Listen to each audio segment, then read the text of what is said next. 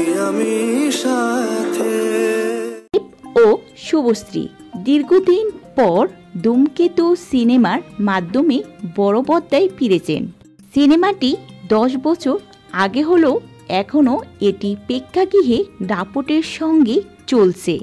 কারণ এই সিনেমাটির কারণে দর্শকরা আবারও তাদের প্রিয় জুটিকে বড় পর্দায় দেখার সুযোগ পেয়েছেন।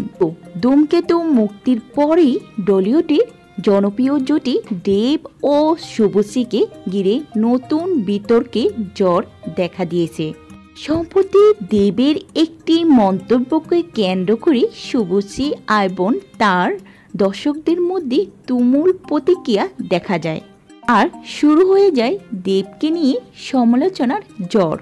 শুভশ্রীও থেমে থাকেনি, পাল্টা প্রতিক্রিয়া জানিয়ে বলে, এদেরকে সুপিরিয়র প্রমাণ করার জন্য একে অপরকে ছোট করে 2025 সালে দাঁড়িয়ে এভাবে অসম্মানজনক মন্তব্য করা দুঃখজনক। সহশিল্পীদের সঙ্গে প্রচারের সময় এমন মন্তব্য মানা যায় না।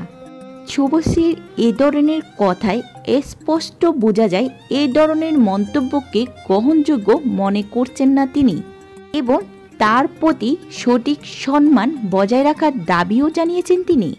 আর শুভশ্রীর এই কথাগুলোর কিছুদিন পরেই দেব নিজের পক্ষ থেকে মুখ খোলেন। তত বেশি ভালোবাসা তত বেশি অভিমান থাকে মানুষের। তো আমার যেটা পুরোপুরি তিনি বলেন শুভশ্রীর কথাগুলো ভালোবাসা থেকে এসেছে।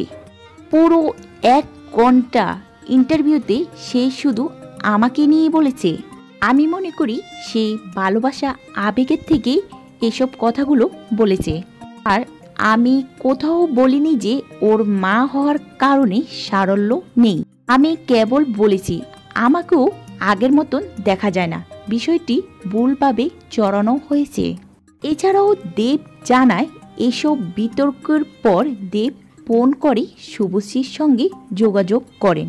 তিনি জানতে চেয়েছিলেন শুভশ্রী খারাপ লেগেছে কি না। শুভশ্রী তখন তাকে জানিয়েছিলেন কিছুই হয়নি। দেবের মতে ঘরের মানুষ যদি কষ্ট দেয় তখনই ব্যথা বেশি লাগে। তবুও আমি চাই শুভশ্রীর জন্য সব সময় ভালো হোক, আমাদের সম্পর্কটা অটুট থাকুক এবং আমি সব সময়ই চাই শুভশ্রীর প্রতি সম্মান বজায় থাকুক। তবেও সর্বশেষে বলা যায় সিনেমার সাফল্য এবং ব্যক্তিগত জীবনে এই ছোট বিতর্ক দুইয়ের মধ্যে স্পষ্ট যে শ্রদ্ধা ও ভালোবাসার সম্পর্ক বজায় রাখার সবসময় গুরুত্বপূর্ণ। দেব ও শুভশ্রী যে কোনো পরিস্থিতি একে অপরকে সমর্থন করেছেন, এটাই দর্শকের জন্য সবচেয়ে বড় বার্তা।